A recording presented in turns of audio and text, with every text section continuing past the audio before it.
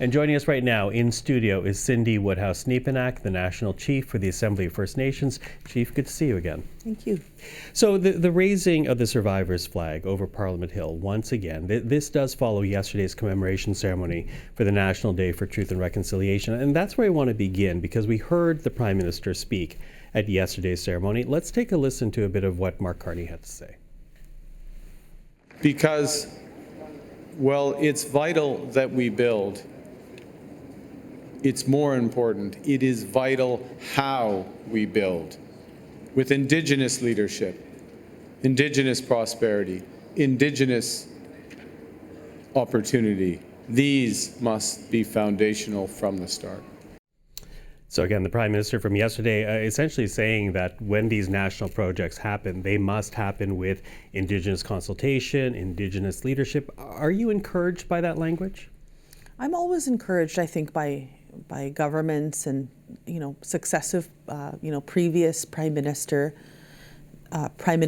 I'll say, and you kind of go back to people like Paul Martin, for instance, who really wanted to invest in the Kelowna Accord at one point, and even John Chrétien, I think, who had a love-hate relationship. Sometimes First Nations chiefs were pretty hard on him when he was Indian Affairs Minister, but I know that they would push him back sometimes, and he knew it, right? When we wanted to move on one piece or another. And then you look back at people like Stephen Harper, for instance, who did the apology for residential schools. And then you look back at the legacy of Justin Trudeau, who really set the bar high. And, we want to look to this Prime Minister to set that bar even higher. And I'm thankful that he had met with chiefs this summer in July, but at the same time, we have a budget coming up in November 2nd, and I think that that's going to be really telling on how this government wants to move forward. At the same time, I think, this Prime Minister, because the bar is there, it's set, and we look to him to make sure that those relationships are built stronger, and I know that trust is not always easy to come by, because the history of this country has not been kind to First Nations people.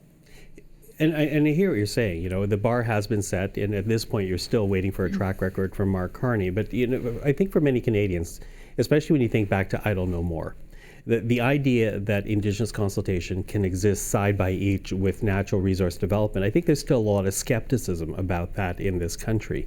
Is that skepticism well placed, or has the relationship improved, do you think? Well, I think it's validated, because I think trickle down economics, or the taking of resources on one side to benefit one side of the country, and to have now First Nations First Nations here saying poverty is no longer, should no longer be an option, and to start to question, to say, because Canada wants to come in and build.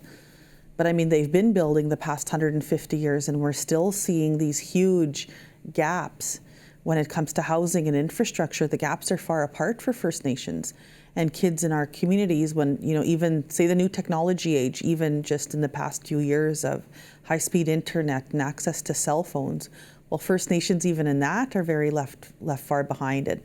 We look to people like Murray Sinclair, who said education will get us into this mess. Education will get us out, and we truly believe that. But at the same time, trickle-down economics, as I said, isn't going to be the one-size-fits-all that solves everything. And there's got to be a committed, dedicated commitment from this Prime Minister and Prime Ministers after him to make sure that they're closing those gaps, that they're working towards it, because there's lots of communities without infrastructure when it comes to schools or housing, or, just... But are the national projects a way of achieving that type of equality that you're looking for, to close that infrastructure gap as you describe it? Well, I think First Nations are, they're a little bit skeptical about it, because the last 150 years, like I said, of all the growth that has happened in this country hasn't always included First Nations people. And, it's been a trickle here and a trickle there. But, we need sustained investments and a real commitment and a real plan on closing the national infrastructure gap that First Nations people are Does that feeling. come before or after a national project? Because I know the discussions are happening right now, and there's, of course, a lot of pressure on national projects. But again, up against that is held up as a goal, Indigenous consultation. But does that closing of gap has to happen before or after a national project? I think the closing of the gap always has to. It's going to be. We need a plan. There was a plan from previous governments to close that gap to 2030. Right now, we don't even have an end date for that. And I think, if this government's serious, let's get, let's make that plan again and recommit to whether that's 2030 or beyond. But let's close that gap. And and I know this would be parallel to any national project. You want a plan from the government, and what does that do? Buy goodwill for national projects? Look, I think that, whether or not that's going to be for First Nations to decide. We don't even know where these national projects are, first of all. I mean, do you know where they are?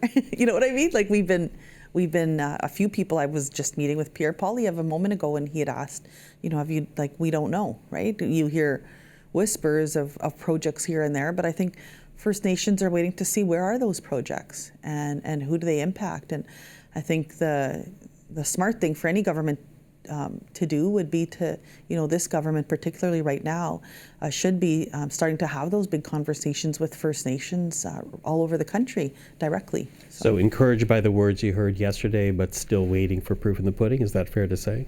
Absolutely. And I think it's been a long time since the last federal budget. This upcoming federal budget, November 2nd, needs to make sure that there's investments in there for First Nations.